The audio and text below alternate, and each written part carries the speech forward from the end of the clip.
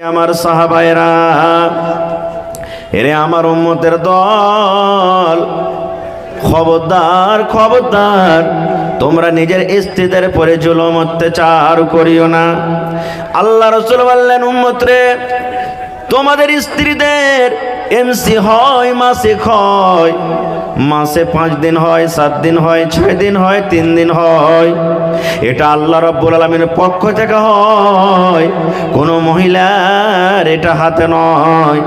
এই জন্য নবীজি এলান করে দিলেন, সাহাবীরে, যখন তোমাদের স্ত্রীদের মাসিক হবে, হাইজ হবে, তার রুমটা তোমরা আলাদা করে দিও না, ঘর তোমরা আলাদা করে দিও না, তার হাতের তোমরা খাবে না, এটা কোনো কথা নয় রে।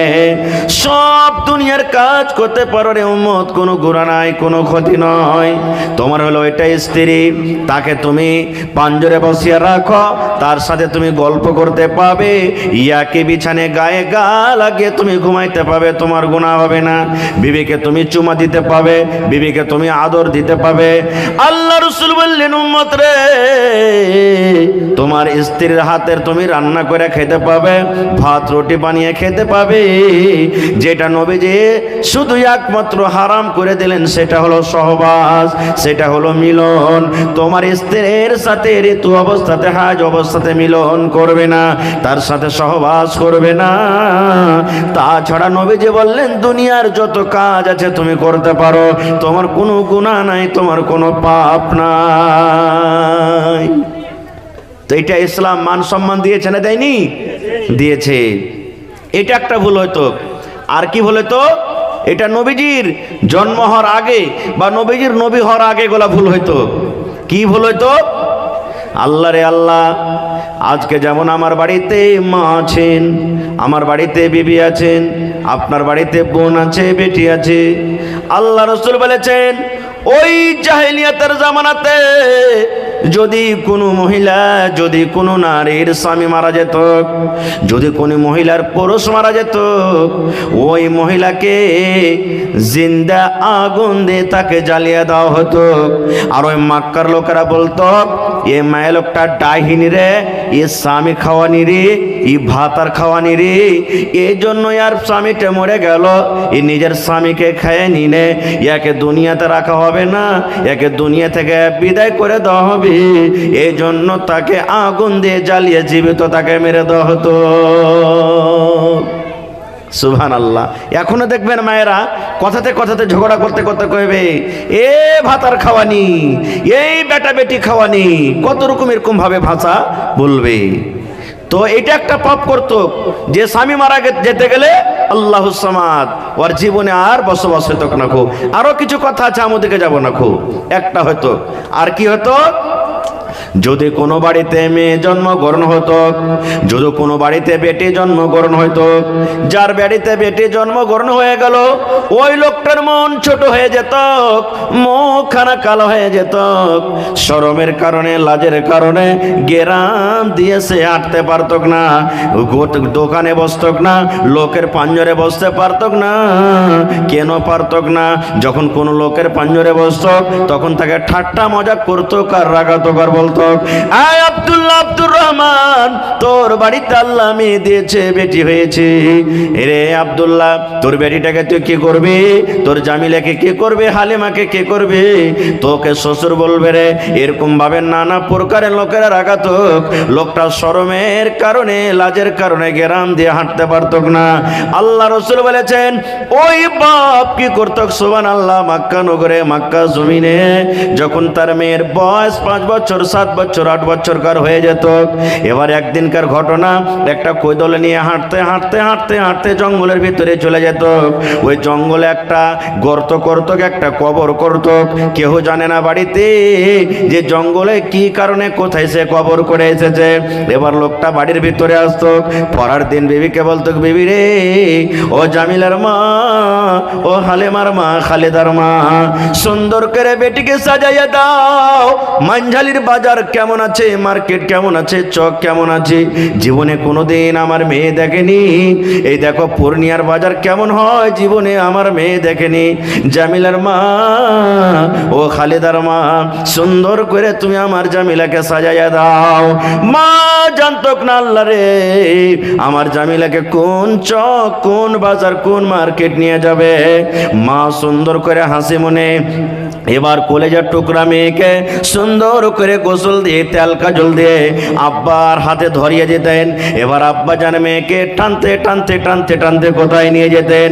ওই জঙ্গলের ভিতরে যেখানে গর্ত করা হয়েছিল ওই গর্ততে নিয়ে চলে যেতেন।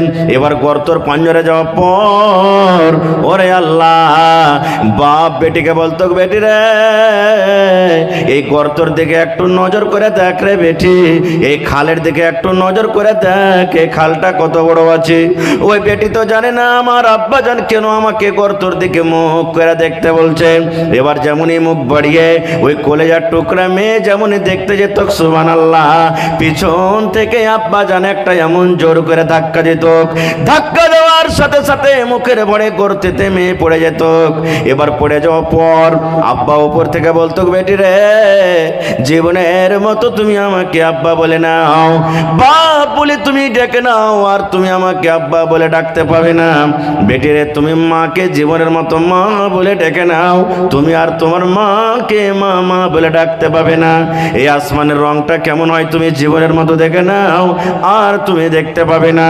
যেমন কথাটা বলা, ওরে আল্লাহ, ইমাম বাগাবী রাহমাতুল্লাহ আলাইহি বলেন, ওই বেটি খালের ভিতরে পড়ে বলতেন, আব্বা গো কি অপরাধ করেছি আমি, কি ভুল করেছি, কি আমার দ্বারাতে অন্যায় হয়েছে, আপনি আমাকে এত বড় শাস্তি কেন দিচ্ছেন, কেন আপনি আমাকে ধাক্কা দিয়ে দিলেন গর্তর ভিতরে? ইমাম বাগাবী বলেন, ওরে আল্লাহ, বাপ বলতো, বেটি রে যেদিন থেকে তুই জন্ম নিয়েছিস সেদিন থেকে আমি বাড়িতে সুখ পাই না, আরাম পাই না। যেদিকে আমি যাচ্ছি লোকেরা আমাকে রাগায়, যেদিকে আমি যাচ্ছি লোকেরা আমাকে বলে, দেখো রে দেখো মেয়ের বাবা রাস্তা দিয়ে হেঁটে চলে যায়, বেটির বাবা রাস্তা দিয়ে হেঁটে চলে যায়। এই জন্য বেটি রে যেদিন থেকে তুই আমার বাড়িতে এসেছিস আমার মুখের হাসি উঠে গেছে, আমার মুখে হাসি বের হয় না, এই জন্য আমি আজকে তোকে গর্ততে দফন করে যাব।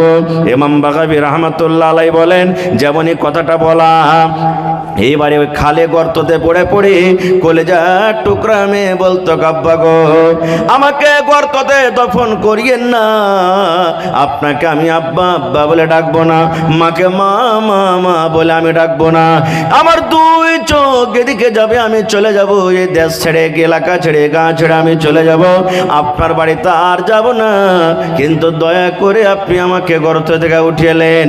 ওরে আল্লাহ, এরকম ভাবে কত রকম করতে থাকতো, কিন্তু ওই মেয়ের কথা শোনা হতো না। জিন্দা জমিনের ভিতরে তাকে দফন করে বাড়িতে রওনা হয়ে যেত।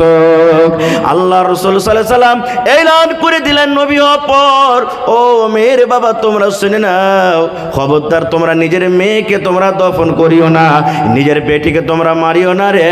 নবীজি খুশখবরি দিয়ে দিলেন, বেটির বাপ যার বাড়িতে দুইটা মেয়ে জন্মগ্রহণ হয়েছে, এই হাদিসে দুটার কথা আছে, কিন্তু মেয়ে দুটা হোক, একটা হোক, তিনটা হোক, পাঁচটা হোক, 10টা হোক, আল্লাহ রাসূল বলেছেন, উম্মত রে যার বাড়িতে মেয়ে জন্মগ্রহণ করেছে ওই মেয়ের বাবা শক্তি হিসাবে যদি মেয়েকে পড়িয়ে লেখিয়ে, শক্তি হিসাবে যদি লালন পালন করে, যখন মেয়ে বড় হবে সুন্দর একটা বাড়ি দেখে, সুন্দর একটা ঘর দেখে, সুন্দর একটা জামাই বর দেখে যদি তার বিয়ে এলাকে যেতে পারে, তার লালন পালন করতে পারে, আল্লাহ রাসূল বলেছেন, বেটির বাপ তোমরা শুনে নাও, আমি নবী আর ওই বেটির বাবা জান্নাতে একই সাথে থাকবো। কেমন হয়ে থাকবো? নবীজি দুটো অঙ্গলকে ইশারা দিয়ে বললেন, বেটির বাপ রে এই দুটো অঙ্গল দেখো যেমন পাশাপাশি হয়ে আছে, আমি নবী আর ওই মেয়ের বাবা জান্নাতের ভিতরে পাশাপাশি হয়ে থাকবো। নারে তাকবীর! কত বড় খুশখবরি! একটা পাপ হয়তো কি, যে তারা মেয়েকে জন্মগ্রহণ হওয়ার টাইমে কিছুদিন পর তাকে দফন করে দিত। আর কি পাপ করত জানেন? আল্লাহুস সামাদ।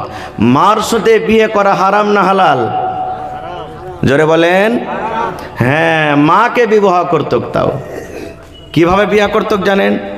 বাপ মরে গেল, বেটা বড় হয়েছে, বাপ মরে গেল, বেটা বড় হয়েছে, সুবহানাল্লাহ।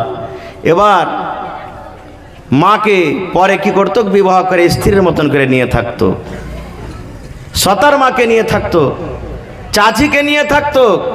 হালাল হারামের কিছু পহচান ছিল না।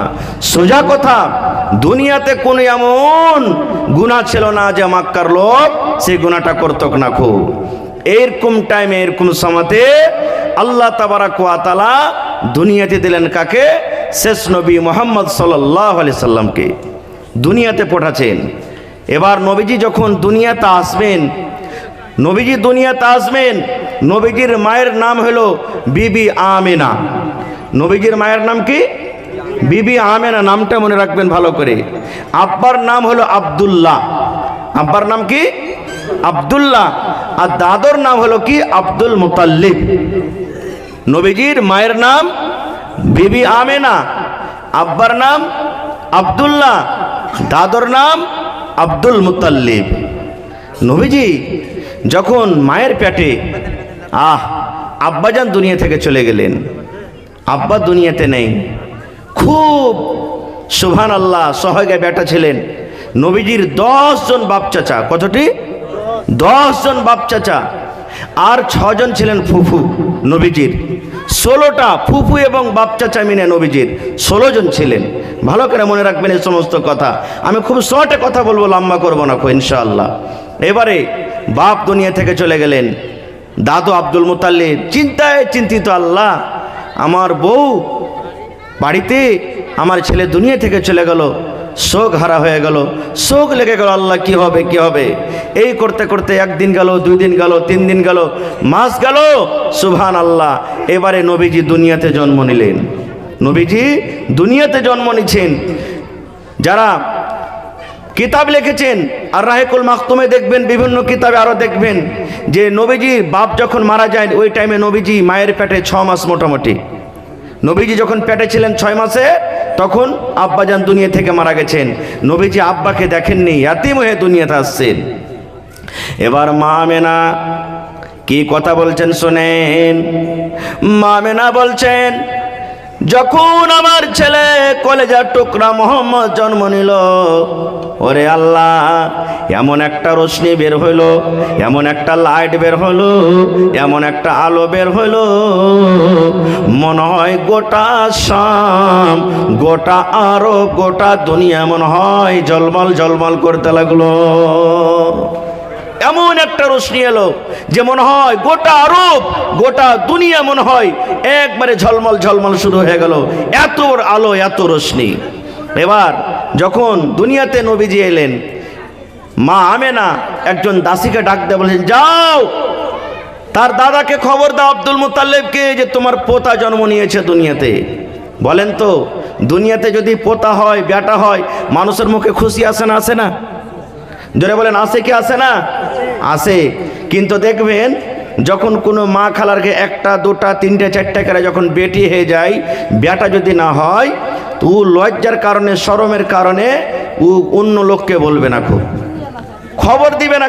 লোকেরা যখন বলবে, হারে তোর স্ত্রীটার যে কি হয়েছে, হে ভাই কিছু হওয়ার মতন যে ছিল, হ্যাঁ বলিস না, বেটি হয়েছে, মুখ ভারী করে বলবেন যে বেটি হয়েছে।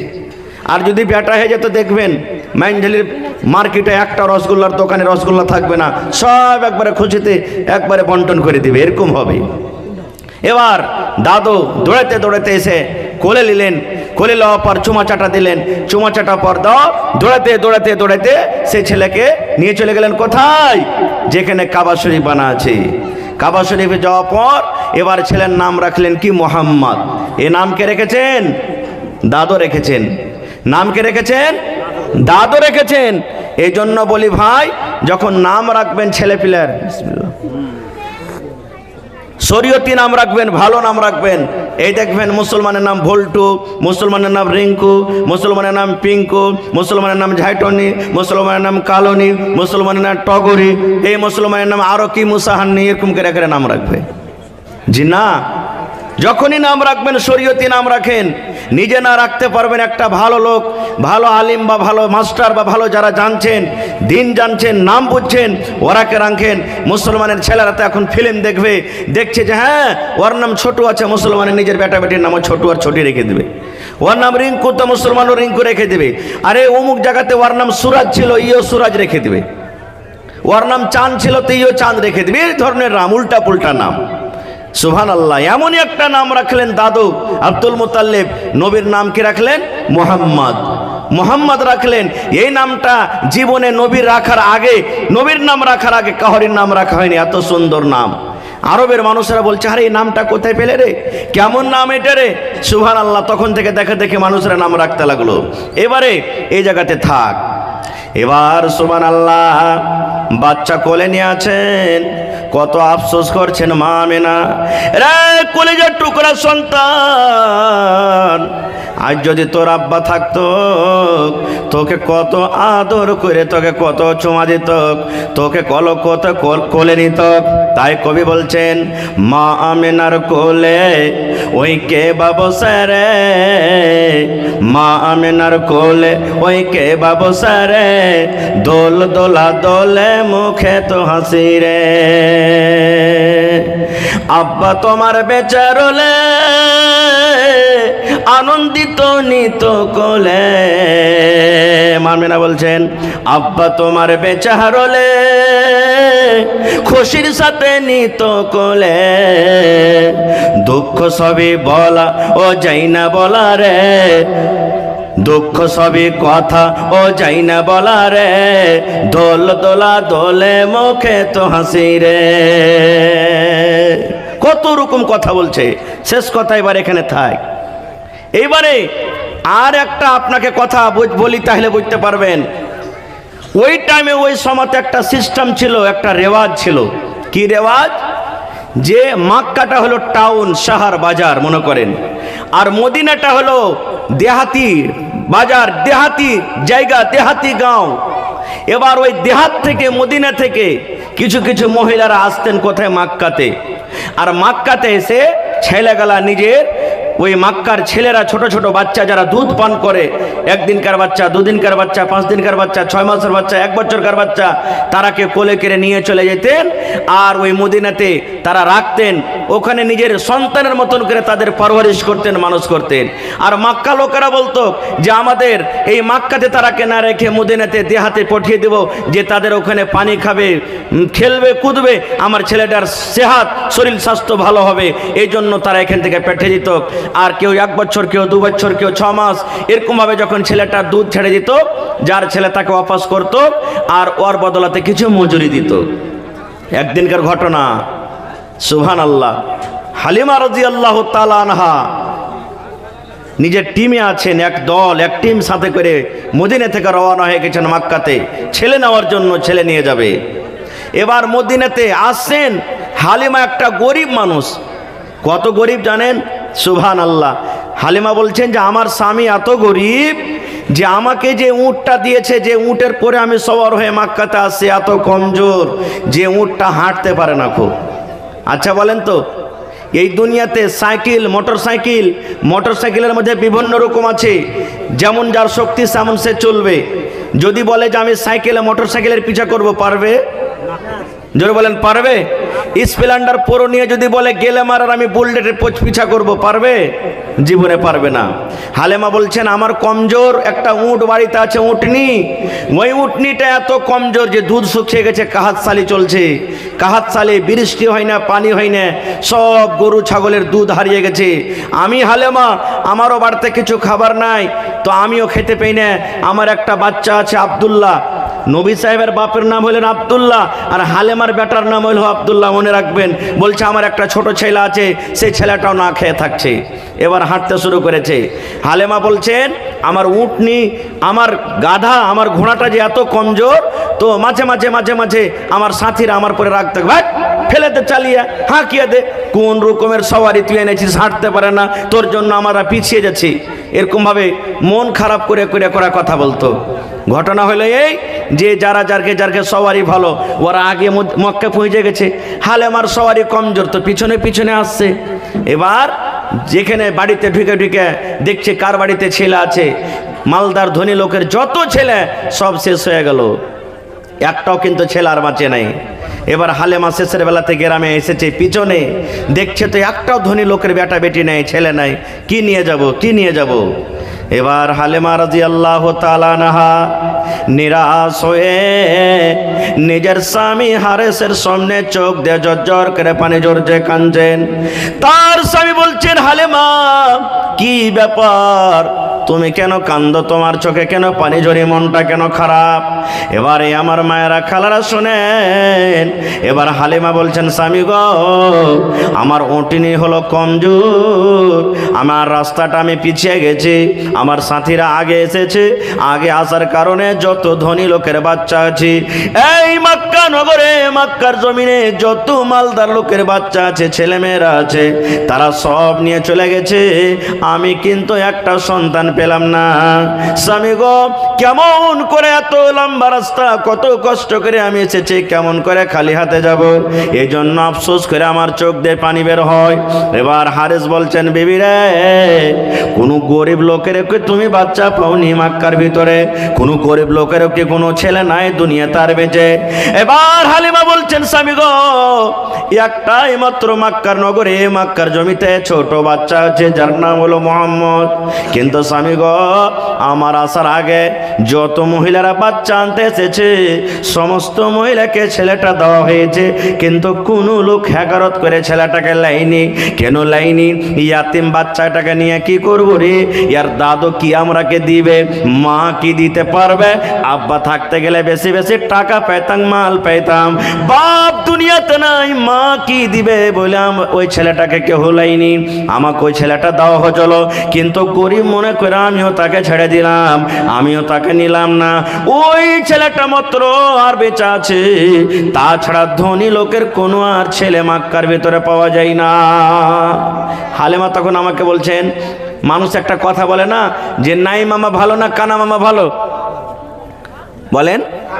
হ্যাঁ, মামুনে কানা আছে তো ডেনে ভালো হলো, তার লেগে বলছে নাই মামার থেকে কানা মামাটাই ভালো।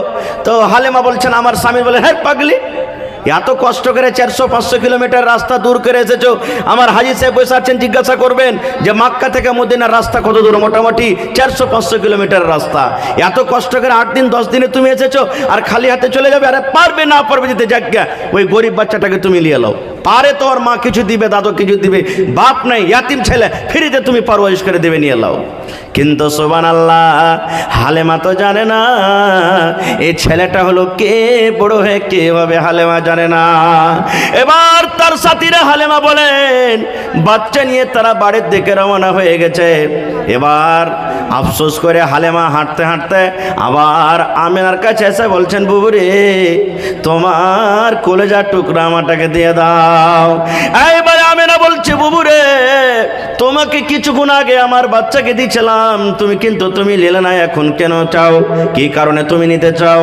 এবারে হালেমা বলেন, বুবুরে, আমি একটাও সন্তান পেলাম না, খালি হাতে কিভাবে আমি ঘুরে যাব? পারলে তুমি কিছু দিও, না পারলে না দিও, তোমার কলেজার টুকরা আমাকে দিয়ে দাও, আমি তাকে সাথে করে নিয়ে যাব। এবার হালেমা নেকি মনে করে, হালেমা কিছু পাবো না বলে এই আশাতে মা আমিনার কাছ থেকে ওই মোহাম্মদ নামে ছেলেটাকে কোলে নিয়ে নিলেন। ওরে আল্লাহ, হালেমা নিজে বলেন, সুবহানাল্লাহ, আমার দুধ শুকিয়ে ছিল, আমার ছেলেটাও না খেয়ে থাকতো, আমার দুধ হইতো না, রাতের বেলাতে কত কান্তক, মা দুধ দে, মা দুধ দে বলে ছেলেটা কান্তক, কিন্তু আমার স্থানে আমার ছাতিতে দুধ নাই যে আমার কলেজার টুকরা সন্তানকে আমি রাতের বেলাতে পান করাবো। কেন্দে কেন্দে কেন্দে কেন্দে আমার ছেলেটা ঘুমিয়ে যেত। মা হালেমা বলেন, কিন্তু যখনই আমি মোহাম্মদকে আমি কোলে নিলাম, ওরে আল্লাহ, কোথা থেকে আমার ছাতিতে দুধ এসে গেল, ওরে আল্লাহ, যেমনই আমি মোহাম্মদকে আমার ছাতিতে মুখ লাগিয়ে দিলাম, সুবহানাল্লাহ, কোথা থেকে আল্লাহর দয়াতে খোদার কুদরত বর্ষিত হয়ে গেল। আল্লাহ আমার পরে দয়া করে দিলেন, আল্লাহ আমার পরে রহম করে দিলেন, আমার ছাতিতে দুধ এসে গেল, একবারে খুব সুন্দর করে পেট ভরে মোহাম্মদ ছেলেটা পান করলো। এবার শুধু তা নয়, মা হালেমা বলেন, আরো আমার যে নিজের পেটের সন্তান যেটা আব্দুল্লাহ আছে, নিজে না খেয়ে থাকতো, এবার আমিও তাকে খাওয়ালাম, ও ছেলেটা পেট ভরে খেলো। এবার হালিমা বলেন, ছেলেটাকে আমি হাঁটতে হাঁটতে হাঁটতে আমার স্বামীর কাছে নিয়ে চলে গেলাম। এবার স্বামীর কাছে যাওয়ার পর কি সুন্দর ছেলে, কি চাঁদের মতন চেহারা, কি সুন্দর, সুবহানাল্লাহ, ইয়া তো আল্লাহ রূপ দিয়েছেন, মনে হয় 14 দিনকার চাঁদের মতো মুখখানা ঝলমল ঝলমল করে জ্বলছে, এত নবীজি সুন্দর, সুবহানাল্লাহ। নবীজির ব্যাপারে একটা হাদিস এসেছে, সহিহ হাদিস, যে নবীজি একদিন বসে আছেন, চাঁদনি রায়, 14 দিনকার পূর্ণিমার চাঁদ, একবারে ঝলঝল করে চাঁদ জ্বলছে, আলো নেই। আবু হুরায়রা রাদিয়াল্লাহু তাআলা আনহু একজন সাহাবী নবীর পাঞ্জরে বসে আছেন, একবার নবীজিকে দেখছেন, একবার চাঁদের দিকে দেখছেন, একবার নবীর মুখের দিকে দেখছেন, একবার চাঁদের দিকে দেখছেন। 2-4 বার যখন তা হয়েছে, তখন নবীজি বলছেন, আবু হুরায়রা ব্যাপারটা কি, একবার তুমি চাঁদের দিকে দেখছো, একবার আমার দিকে দেখছো মানে? এবার আবু হুরায়রা বললেন, ইয়া রাসূলুল্লাহ, নবী গো, একবার আমি চাঁদের দিকে দেখি, একবার আপনার মুখের দিকে দেখি, এই কারণে আমি আবু হুরায়রা পার্থক্য করতে পারি না কি 14 দিনকার চাঁদটা বেশি সুন্দর, কি আপনি দয়ার নবী বেশি সুন্দর। আমি পার্থক্য করতে পারি না যে চাঁদ বেশি সুন্দর কি আপনি সুন্দর। এত সুন্দর চেহারাওয়ালা ছিলেন নবীজি। এইবারে চলে গেলেন, কত খুশি হারেস রাদিয়াল্লাহু তাআলা আনহু, কত খুশি। এবার ছেলেটাকে চুমাচাটি দেওয়ার পর বলছেন, বিবি, ওরা তো তোমার সাথীরা তো সব আগে চলে গেছে, আমরাই স্বামী স্ত্রী পিছনে পড়ে গেছি, আমাদের সবারই কমজোর জায়গায়। ছেলেটা যখন পেয়েছি, তো তুমি গাধার পরে বসে যাও, এই উটের পরে আমি বসছি, তুমি ঘোড়ার পরে বসে যাও। এবার বলেন, ওই হালেমার ঘোড়াটা কমজোর ছিল না? ছিল না? হাঁটতে ভালো করে পারছিল না? সুবহানাল্লাহ। উটনিটা কমজোর, দুধও ছিল না? ওরে আল্লাহ, মা হালেমা বলেন, যেমনই আমি মোহাম্মদকে নিয়ে নিজের গাধির উপরে চাপলাম, ঘোড়ার উপরে চাপলাম, এমন জোর করে ঘোড়া দৌড়াতে শুরু করলো, সুবহানাল্লাহ। দৌড়াতে দৌড়াতে দৌড়াতে আমার থেকে 5 ঘন্টা, 10 ঘন্টা, 1 ঘন্টা, 24 ঘন্টা আগে যে মহিলারা বের হয়ে চলো, এবার আমার ঘোড়াটা এত জোরে জোরে হাঁটতে লাগলো, নবীর দেখেন বরকত শুরু হয়ে গেল। এবার হাঁটতে হাঁটতে হাঁটতে আমার সাথীরা রাস্তাতে যে দেখা হলো, তাদের সবারই পিছনে হয়ে গেল, আর আমি সব থেকে সবার আগে আগে আমি হাঁটতে লাগলাম। এবার আমাকে সবাই ডাকে আর বলে, আয় হালেমা, কি ব্যাপার বুবুরে, তোমার তো ওটাই ঘোড়া দেখতে পাই, ওটাই ওঠ, ঘোড়াকে তুমি কি খাওয়ালছো রে বুবু? কি ব্যাপার আমরা বুঝতে পারি না, আসার টাইমে আসার সময়তে তোমার ঘোড়া হাঁটতে পারছিল না, তুমি আমাদের সাথে চলতে পারছিলে না, তোমার জন্য মাঝে মাঝে আমরাকে দাঁড়াইতে হয়তো, কি তুমি ঘোড়াকে খাওয়ালছো, ব্যাপারটা কি বুঝতে পারি না। এবার হালেমা বলতে লাগলেন, বুবুরে, আমার ঘোড়াতে কিছু খাওয়াইনি, আল্লাহ রাব্বুল আলামিন আমাকে এমনই একটা সন্তান দান করেছেন, মনে হয় এমনই আল্লাহ আমাকে একটা লাল দান করেছেন, এমনই আল্লাহ আমাকে একটা সওয়ার দিয়েছেন, সুবহানাল্লাহ। সেই সওয়ারের পরে আমি চেপে তাকে নিয়ে যাই, আল্লাহর তরফ থেকে এটা আল্লাহ রাব্বুল আলামিন আমাকে ইনাম দান করেছেন। এবার নবীকে ঘোড়াতে করে নিয়ে চলে গেলেন কোথায়? মদিনাতে। হালেমা রাদিয়াল্লাহু তাআলা না মদিনা নিয়ে চলে গেলেন।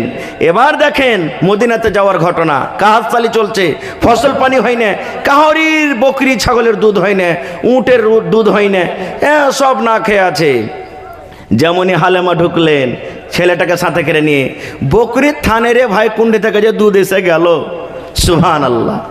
বকরির থানে যে দুধ আসতে লাগলো, হালেমা তখন নিজের স্বামীকে বলছেন, স্বামী গো, এই দেখেন আমাদের বকরিতে কত দুধ নেমেছে, থানটা কত বড় হয়ে গেছে, যান বালতি কটোরা নিয়ে আপনি যান দুধ দহন করেন। দুধ দহলেন। হালেমা বলছেন, আমিও পান করলাম, আমার ছেলেরাকে দিলাম, আমার স্বামীও পান করলেন, আবার ঢেকে রাখলাম। এত আল্লাহ তাবারাক ওয়া তাআলা বরকত দিয়ে দিলেন, সুবহানাল্লাহ। এটা আল্লাহ তাবারাক ওয়া তাআলা করতে দেখেন, আল্লাহ যে তাকে নবী করবেন ছোট্ট থেকে দেখেন আল্লাহ তাবারাক ওয়া তাআলা রহমতের দুয়ারকে খুলে দিয়েছেন, রহমতের দুয়ারকে আল্লাহ তাবারাক ওয়া তাআলা খুলে দিয়েছেন। এবারে হালেমা রাদিয়াল্লাহু তাআলা আনহা নিয়ে তাকে থাকতে লাগলেন, আছেন আছেন আছেন। তার ছেলের পরে ময়া মহব্বত কিন্তু বাড়তেছে আছে, যেমন যেমন কারিশমা আল্লাহর তরফ থেকে হয়েছে তেমন তেমন তারপরে মহব্বত ভালোবাসা বেশি হবে না? হবে না? জোরে বলেন, হবে না? হবে না? মহব্বত ভালোবাসা গাঢ়া হয়ে যায়। এই করতে করতে যখন নবীজির বয়স 2 বছর হয়ে গেল, নবীজি দুধ ছেড়ে দিলেন মার, কিন্তু আর দুধ পান করে না। এবার কথা মতো ছেলেকে মায়ের কাছে ছেলেকে ওয়াপাস করতে হবে, ফেরত করতে হবে। কিন্তু ছেলের প্রতি মা হালেমার এত ময়া, এত দয়া, এত মোহাম্মদ, ওই ছেলেকে কিন্তু মা ঘুরাইতে রাজি হয় না। আল্লাহ আরো থাক, ছেলেটা কি বাহানাতে রাখবো, আরো থাক, আরো থাক, কি বাহানাতে তাকে ঘুরিয়ে দিব, আরো থাক। কিন্তু তাকে তো ঘুরাইতে হবে, 2 বছর হয়ে গেছে, দুধ ছেড়ে দিয়েছে। এবারে নবীকে সাথে করে মা হালেমা বলছেন আবার আমি মক্কাতে রওনা হয়ে গেলাম। কিন্তু ইচ্ছা হয়েছে এটাই যে আল্লাহ আমি তার মাকে বলবো যে বাবুরে আর কিছুদিন তুই আমাকে ছেলেটা তুমি রাখিও, আমার কাছে তুমি দাও, কি বাহানাতে চাহাবো। এবার হাঁটতে হাঁটতে হাঁটতে আবার মক্কাতে চলে গেলেন। মক্কাতে যাওয়ার পর মা আমেনা নিজের ছেলেকে পেয়ে কত আদর, কত খুশি, সুবহানাল্লাহ, কত চুমাচাটে দেওয়ার পর এবারে হালেমা বলছেন বাবুরে ইয়া একটা কথা তোমাকে বলবো রে বাবু। আমেনা বলছেন বাবুরে কি বলবে বলো। বলছে বাবুরে তুমি যদি একটু অনুমতি দাও, একটু যদি তুমি আমাকে ইজাজত দিয়ে দাও, তাহলে তোমার কলেজার টুকরা মোহাম্মদটাকে আমি আবার আমার বাড়িতে নিয়ে চলে যাব, আবার আমি তাকে বাড়িতে নিয়ে যাব। অনুমতি দিবে, ইজাজত দিবে। ওই টাইমে ওই সময়তে মক্কাতে একটা তাউন নামে একটা বেমারি ছিল, রোগ ছিল, যেই রোগটা হতে গেলে মানুষ মারা যেত। মা আমেনা মনে করলে যে মক্কাতে তো এখন ওয়াবা তাউন নামে একটা রোগ বেমারি এসে আছে, কে জানি আমার ছেলেটা বাঁচবে কি মরবে। তো যাজ্ঞা যখন আমার বুবু হালেমা বলছেন যে নিয়ে যাব, যা বুবু তুমি নিয়ে চলে যাও। খুশির সাথে এবার নিয়ে চলে গেলেন। একদিন গেল, 2 দিন গেল, নবীজি বড় হইতে লাগলেন, মোটামুটি 4-5 বছর বয়স। নবীজি বকরি চড়াতে যেতেন। কোথায়? জোরে বলেন, কোথায় যেতেন নবীজি? ছাগল চড়াইতে। এখনকার মুলবিরা যদি ছাগল চড়াইতে কি করবে? ইসালা ছাগল চড়া মুলবি বলবে না, বতক চড়াইতে বলবে ইসালা বতক চড়া মুলবি। সুবহানাল্লাহ, বতক চড়া মুলবি বলবে। মুসা নবী ছাগল চড়াল ছিলেন, মাওলানারা বসে আছেন, আর মোহরে কি দিয়েছিলেন জানেন? ওই ছাগলই চড়ার মোহর হয়েছিল। টাকা পয়সা দিতে পারবে না, তোমাকে এত বছর ছাগল চড়িয়ে শোধ করতে হবে মহারানা থেকে। সুবহানাল্লাহ। আর আজকে আমরা দিচ্ছি যে মেয়ের বাবার কাছ থেকে 2 লাখ টাকা পাচ্ছি, ওর মধ্যে 5,000-10,000 মোহর কাটিয়ে দিচ্ছি। এটা আমাদের দেশে এলাকাতে হচ্ছে নাকি? সুবহানাল্লাহ। যেটা হারাম শরীয়তে মোহর হবে না ভাইয়াতে। খায়ের যা হোক, এবারে নবীজি একদিন ছাগল চড়াইতে গেছেন। কার সাথে? দুধ ভাই আব্দুল্লাহর সাথে ছাগল চড়াইছেন, বকরি চড়াইছেন। নবীর বয়স 4 বছর 5 বছর কার। এবার হালেমা বলছেন আমার কলেজার টুকরা ছাগল চড়াইতে গেছেন, বকরি চড়াইতে আছেন, সাদা কাপড় পরে। সুবহানাল্লাহ, কোন এমন একটা লোক যেন নবীর কাছে এসেছে। নবী কিন্তু তখন নবী হয়নি, ছোট বাচ্চা, মাসুম বাচ্চা। নবীজিকে জমিনের উপরে শুইয়ে দেওয়া হলো। নবীজির এখান থেকে নিয়ে গোটা পেটটাকে, বুকটাকে চিরে দেওয়া হলো। কি যেন পেটের ভিতর থেকে, বুকের ভিতর থেকে কি যেন বের করা হলো। পানি দিয়ে তাকে ধুইয়ে দেওয়া হলো। আবার সুন্দর করে জোর দিয়ে সেলাই করে সেই লোকটা চলে গেলেন। যখন এই কাজটা দেখা, সুবহানাল্লাহ, ওই যে নবীজির দুধ ভাই আব্দুল্লাহ ছিলেন, ভয় খেয়ে গেলেন, ডরিয়ে গেলেন। ডরাবে না এরকম কাজ দেখা ভাই? বলেন ডরাবে না? ডর আসবে, ডর আসবে। দৌড়াইতে দৌড়াইতে যে একবারে মাকে বলছে, হ্যাঁস ফ্যাঁস করছে। মানুষ দৌড়াইতে গেলে শ্বাসটা মোটা হয় কি হয় না? শ্বাসটা মোটা হয়। দৌড়াইতে দৌড়াইতে যে বলছে মা মা মা মা আমার আমার ভাই ভাই মোহাম্মদ মোহাম্মদ, মানে এরকম ভাই বলছে, কথা বের হয় না। খুব মা আমেনা বলছে, মা হালেমা বলছেন আরে কি হয়েছে তোমার ভাই মোহাম্মদকে? হাঁপতে হাঁপতে বলছেন মোটা শ্বাসে, মা আমার ভাই মোহাম্মদকে কোন একটা অপরিচিত লোক, তাকে চিনি না, জমিনের পরে শুয়ে দেওয়া হলো। আর শুয়ে দিয়ে তার গোটে পেটকে চিরে কি করলো মা, আবার লোকটা চলে গেল। ওই যুগে এই কথাটা বিশ্বাস করতো না কেউ। হ্যাঁ, পেট চিরে দিলে মানুষ বাঁচে? মানুষ তো মরে যাবে। কিন্তু এখনকার মানুষ দেখেন, সুবহানাল্লাহ, কত বড় বড় অপারেশন হয়েছে। আল্লাহ বেমারি থেকে সবাইকে হেফাজতে রাখুক। কত বড় বড় বেমারি হয়েছে, আর কত লম্বা লম্বা অপারেশন করছে, তাও মানুষ বাঁচছে না, বাঁচে না। এখন এই জিনিসটাকে মানুষ বিশ্বাস করছে, কিন্তু তখন মানুষ বিশ্বাস করতো না খুব। এবার সুবহানাল্লাহ, হালেমা রাদিয়াল্লাহু তাআলা আনহা তার স্বামী হারিস বেটার কথা শুনে দৌড়াতে দৌড়াতে দৌড়াতে দৌড়াতে দৌড়াতে ময়দানে চলে গেলেন। দেখছে নবী আমার 5 বছর 6 বছরকার সন্তান সুন্দর হয়ে দাঁড়িয়ে আছে, কিন্তু একটু থরথর একটা কাঁপছে। এবার দেখছে, গাঞ্জি খুলে দেখছে, ফিরন খুলে দেখছে, কাটার কোনো দাগ নাই, কোনো জায়গাতে কোনো রকমের দাগ পাওয়া যায় না। মা হালেমা সুন্দর করে ছেলেকে জড়িয়ে ধরলেন। ধরার পর বলছে, বেটা রে কি হয়েছিল তোর সাথে, কে এসেছিল রে বেটা, কে তোকে এরকম ভাবে কি করে চলো? এবার হালেমা বলছেন, আমাকে সুন্দর করে আমার কলিজার টুকরা মোহাম্মদ বলতে লাগলো, মা গো আমি চিনি না, লোকটাকে জানি না, আমার কাছে একটা খুব সুন্দর মানুষ এসেছিল, আমাকে জমিনে শুইয়ে দেওয়া হলো, আমার কোন জায়গাতে পেটে কিভাবে কাটলো আমি জানি না, কাটা পর আবার কি কি করলো, আর করার পর আবার সুন্দর করে আমাকে জোরতার দিয়ে তারা চলে গেলেন, আমি তাকে দেখতে পেলাম না। এবার মা হালেমার ভয় হয়ে গেল, আল্লাহ পরের ছেলে আমি বাড়িতে রেখেছি, ছেলের যদি কিছু হয়ে যায় তার মাকে আমি কি জবাব দিব, মাকে আমি কি উত্তর দিব, দাদুকে আমি কি উত্তর দিব? না না না, এরকম ছেলেকে আমি বাড়িতে রাখবো না, যদি ছেলের কিছু হয়ে যায় আমি তার মাকে কি হিসাব দিব, দাদাকে কি হিসাব দিব? এবার ছেলেটাকে উঠে বসিয়ে বলছে, বাবা রে ও মোহাম্মদ, চলো চলো তোমার মায়ের সাথে তোমাকে দেখা করাই আনি আসি। হাঁটতে হাঁটতে হাঁটতে হাঁটতে আবার মক্কাতে এলেন।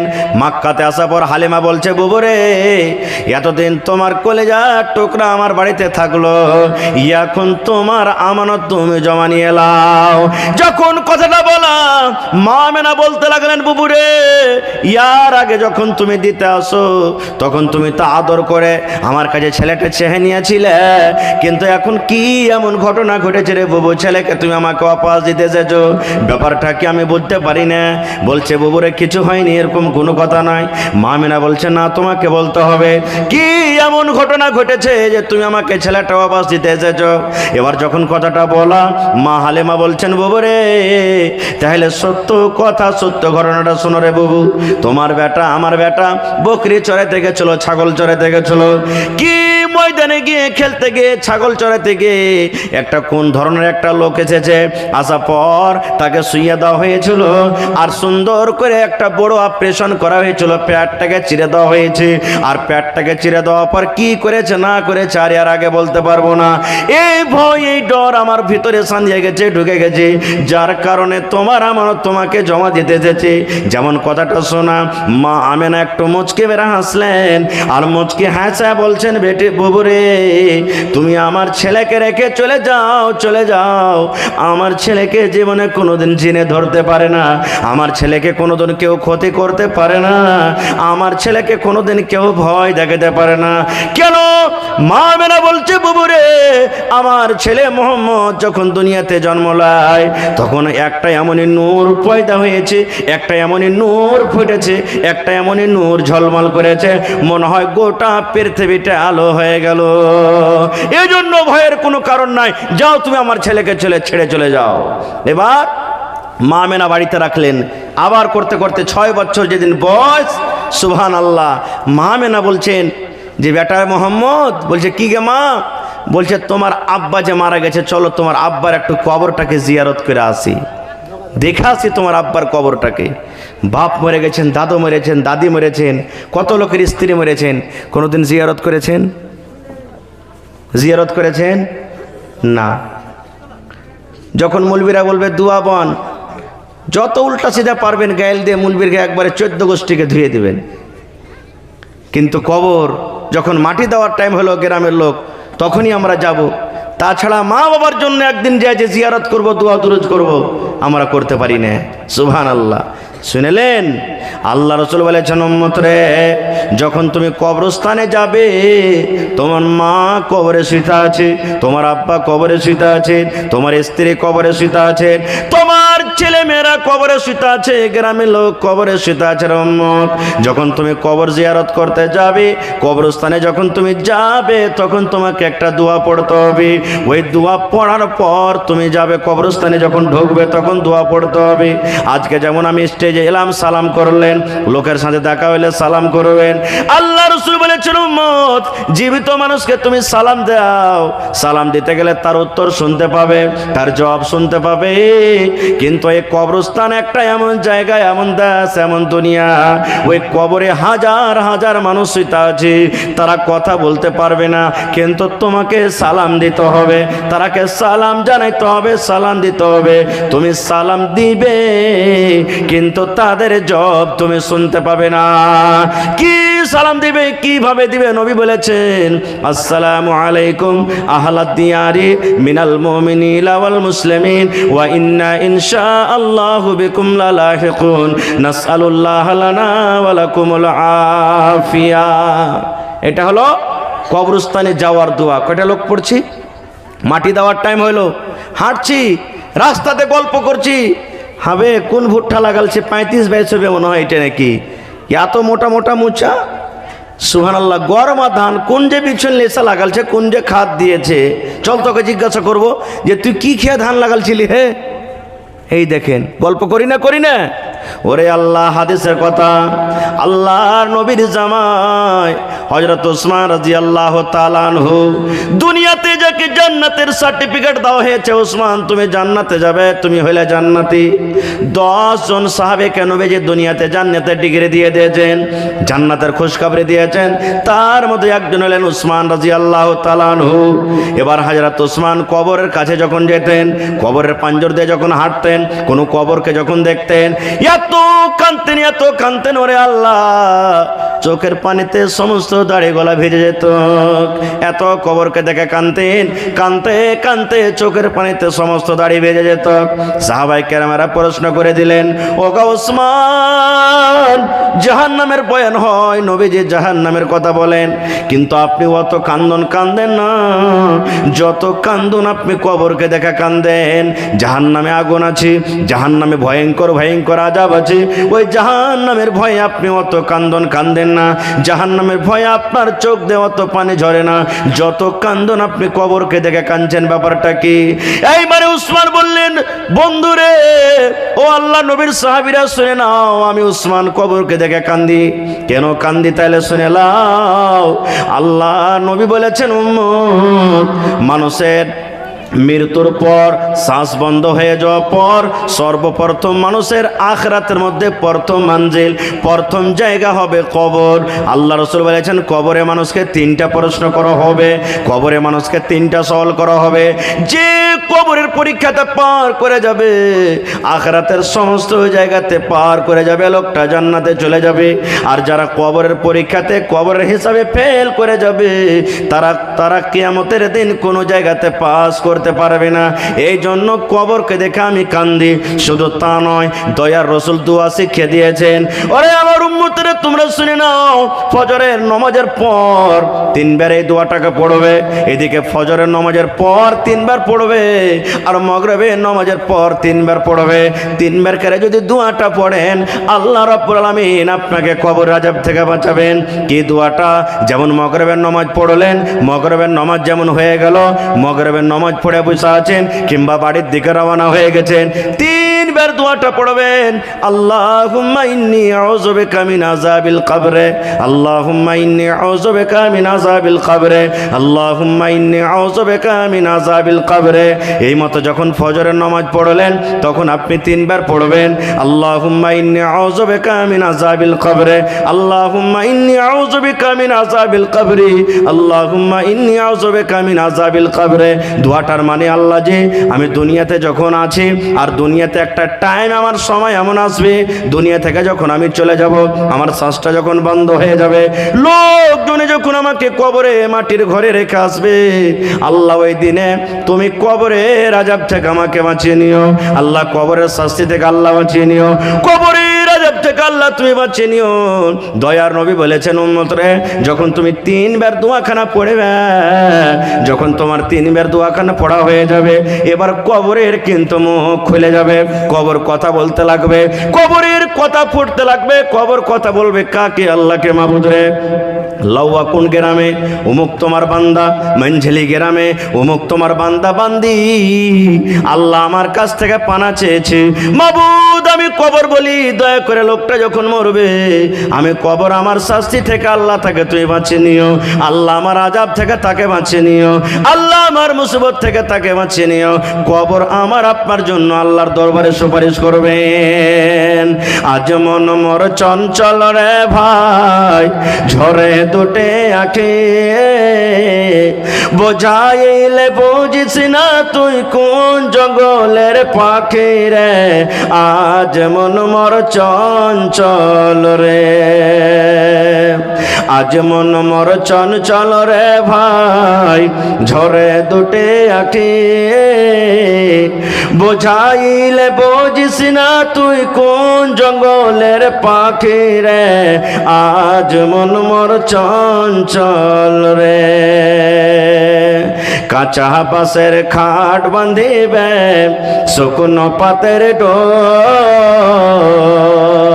কাঁচা বাঁশের খাট বাঁধিবে শুকনো পাতের ডোর। এমন করে বাঁধবে রে মন চলবে না তোর জোর রে। আজ মন মোর চঞ্চল রে। গরম পানি বহরের পাতায় মন তোকে গোসল করাবে, গরম পানি বহরের পাতা দিয়ে মন তোকে গোসল করাবে। গোসল করাইয়া মন তোকে কাফন পরাবে রে। আজ মন মোর চঞ্চল রে। গোসল করাইয়া মন তোকে কাফন পরাবে, কাফন পড়িয়া মন তোর জানাজা পড়াবে রে। আজ মন মোর চঞ্চল রে।